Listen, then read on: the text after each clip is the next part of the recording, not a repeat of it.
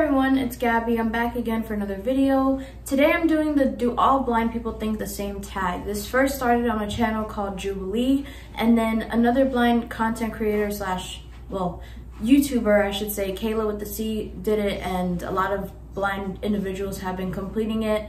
And it's really interesting just to see how other people think about these questions and respond to them and see how we differ and how we compare. Before we get into the video, I want to show you guys a sample of what is to come for the holiday giveaway that I want to do. If you follow me on Instagram, Twitter, you've kind of heard me speak about it very briefly. So this is a sample. I got all of the materials for this. This is the paper I bought. I got the designs on the front.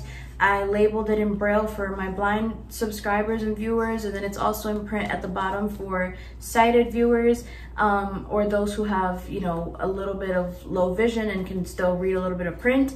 But it says Happy Holidays, and then on the inside it has Braille labels as well. There's a star at the bottom right above my name. I just put Gabby because that's kind of what you guys really hear me say on the channel. And then in Braille, it just says warm wishes for the holidays. And then on the left side, when you open it, there's a quote at the bottom that says, in a world where you can be anything, choose to be kind. And then there's another sparkly star right next to that. So this is just one of the things that will be coming for the giveaway. There are more things involved, but stay tuned because I'll be making a full video on that at some point this week. Okay, let's get into the video now. Being blind has enhanced my other senses. I would say I somewhat agree with that. No, strongly agree with that. Because I feel like me not having my sight, I really get to focus on the senses that I feel personally that a lot of sighted people don't focus on. You know, because it's so sighted and everything is so visual, and I feel like sighted people don't always think about, you know, the other senses, hearing and smell and just the things that we obviously utilize more. And like I said, not having my sight has really allowed me to just be able to just utilize those in a different way, and I don't think I would have been able to do that. Well, I would have been able to do that, but not to the extent that I have since I've been blind. I've gained a lot of skills from it, so yeah. I prefer to date fellow blind people. I somewhat disagree with this because, you know, there are blind people that probably are very nice, very generous people, and I don't know. I don't think that I would necessarily choose it, just because there are some blind guys that are a little creepy, and other blind people that I know are just friends, and so I don't know. I just feel like I wouldn't do that. But like I said, let me reword that. It's not that I wouldn't. It's just not necessarily my choice. Everybody has their type in a partner and what they look for. I feel like, yeah, I'm gonna stick with that answer. Okay, let's see. 3, are blind people less shallow about romantic partners? We can be very shallow about certain things, but you know, we really do have, like I said, everybody has their type and what they want in a partner, and I feel like there are sighted people who may think that, oh, you know, because they're blind, they don't think about looks, they don't think about hygiene, they don't think about how somebody dresses and things like that. And it's like, yes, we do, but I also feel like there are a lot of blind people who focus more on somebody's personality, who they are, the energy they give off versus how they dress, how they look.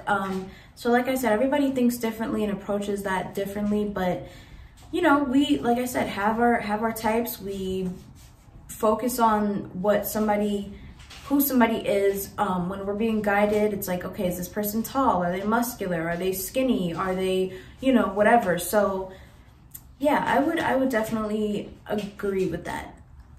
Unsolicited help makes things harder. I would say I somewhat agree with that, just because when you see a blind person walking somewhere, they're crossing a street, they're in a building, they're navigating, they're getting stuff done, living their normal daily lives. It's like when a sighted person, or anybody for that matter, kind of comes in and just says, oh, or grabs their arm, it's like, okay, that really throws us off, because we are more alert and we focus more on our surroundings than anything else. So when you distract us and you make us feel even more disoriented, it's like, okay, now I really don't know where I'm going. Even if I know somewhere, or, you know, like I said, if it's a familiar place, it's like, it's still gonna throw me off if I'm going to a different office in that similar building or anything like that. So it can make things a lot harder, especially when you try to explain to someone like, hey, you know, no, it's fine, I know where I'm going, thank you for your help though. It varies, because sometimes you may need that help. You know, we don't always know that things are wrong. We don't always know that, okay, you're about to cross over the wrong street. We may think it's the right street, but sometimes it's not. So sometimes that unsolicited help can be needed. The city I live in is easily accessible for me. I would somewhat disagree with that. Different places in New York are, you know, maybe a little bit more accessible, but where I am, not necessarily. There aren't like the, what do you call them? The truncated domes on the curbs in a lot of places. There aren't those machines that kind of let you know, okay, it's ready, you're ready to cross, or beep when it's time. And I don't know, I just feel like there are places I've been in New York that are a lot more accessible versus where I am. So number 6. I'm offended when blind is used as one of my descriptive characteristics. No. I talk about blindness all the time. And I feel like no matter which way you put it, it's still part of me, and it's still who I am. And it's really helped me to build better skills and really develop who I am as a person. So I feel like it doesn't necessarily offend me. If you say it in a way where it's like, it's supposed to be negative, then maybe I might say something about it, but usually I wouldn't. But that can vary, like I said, and yeah. Being blind has affected my mental health. That's a big one. I would say I definitely agree with this, because sighted people don't know that we deal with so much more than they see. You know, we advocate and we work our butts off or whatever, but also it takes us so much more time to adjust to things and to really navigate in a new place. And I feel like a lot of sighted people are going to say, no, that's not true. Like, your mental health is not affected by it. But it is. When you are in a sighted place, when you're in a sighted world and you're trying your best to find a way to make things accessible for yourself, it really can start to make you feel discouraged. And I don't strongly agree with that, like I said, but I do somewhat agree, just because there are times where I feel like a burden because of my disability. I feel like it's harder for me to make good connections with people, because to me, that's the first thing they see. They see my white cane. They see, you know, just other things about me that I kind of overlook, just because it's like, this is me and it's who I am. And that's kind of a big one for me. So yeah. All right, next question. I have experienced discrimination. Oh yeah, for sure. I definitely agree with this. When you're going into a job interview and you are trying to disclose your disability, and you know it's the right time to talk about accommodations and talk about what you would need and all sorts of things. You guys have seen the video I did where I spoke about the discrimination I was faced with when applying for a specific internship. And just like I said, interacting with different people in different groups. Sometimes you feel more outcasted in friend groups, within family. You just feel like people don't want to get to know you as a person because, like I said, what they see is their first impression of who you are. So yeah, there's definitely been a lot of discrimination for me at least. If I could regain my sight with a cure, I would want to. I somewhat agree.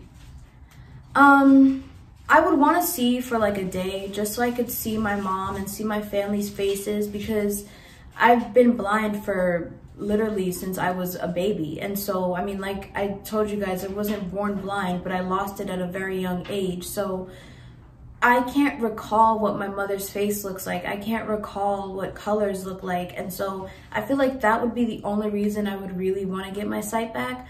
But my blindness is part of me, and it's really helped me to develop other things that I'm passionate about and develop other skills and really just grow as a person. And I don't think that I would have really been this passionate about anything really had I not lost my sight. Now, that's not to say that I wouldn't, but I think that having a community that understands me and knows about the struggles, the discrimination, and the misrepresentation that we are faced with, it feels like, okay, I'm not really going through this alone. There are other people that are experiencing things and sharing their stories about things that have happened to them. And so, yeah, I feel like it would only have to be for a day, because I've adjusted to it and I've accepted it. And yeah, there are days where, again, like I said, I don't feel like, you know, there's like, oh, why me? But at the same time, I grew from that, and I've learned to really just become a better person for it. So thank you guys so much for watching this video. Please remember to hit the subscribe button, hit that bell so you can get notifications for when I upload my next video, and stay tuned for the giveaway video. I'll see you next time. Bye.